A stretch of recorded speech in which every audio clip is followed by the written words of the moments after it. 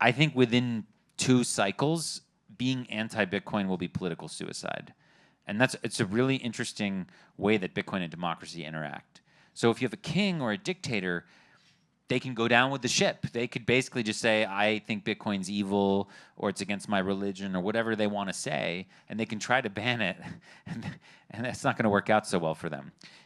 In a democratic system, you have this thing where like people are trying to get elected, and they're going to realize that if they say that they're against Bitcoin, they're not going to get elected.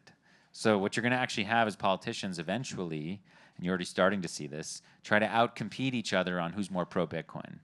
And I think that's the way we're going to sort of go. Now, I think in the same way that with science and taxation and economic growth and other issues, there will be like a right and a left wing, or a this party and that party interpretation of what's best for, what's the best Bitcoin policy. And they'll be different, right? And this might be especially divergent on things like taxation or capital gains or things like that. But I think at the end of the day, you'll have the parties have to come out and do this, where if you go out in 10 years and you say, I mean, you could be like, it's going to be like you're a, someone who's burying their head in the sand, or like, someone who's trying to be like pre-modern. It's not going to be a tenable position to be anti-Bitcoin in 10 years. Yeah. So I think that's going to shape our society in this way. Yeah, I agree. I think you're right on that. The public politicians that are speaking about Bitcoin skews Republican. We're also here in New York. We've hosted Senator Gillibrand, Richie Torres, great friend of the pub. We've hosted more Democrats than Republicans here at PubKey, and you're starting to see people come out wanting to engage with the community in a real, bipartisan effort. Hopefully it changes. The Genius Act was a little bit of a disappointment on party lines, but I think that there are signs that it's starting to soften.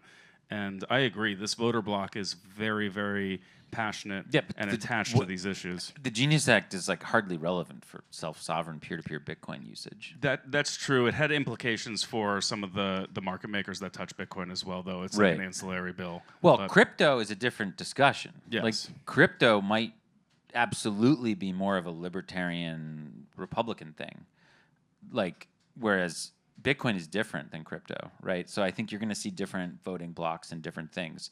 Like Milei in Argentina is like a libertarian president who does not understand Bitcoin, who loves crypto, because he just loves any money that the government doesn't control. He doesn't care if it's a scam. Clearly, there's photos of him holding scams up like this in offices of scams, and he's like, I'm fine with it.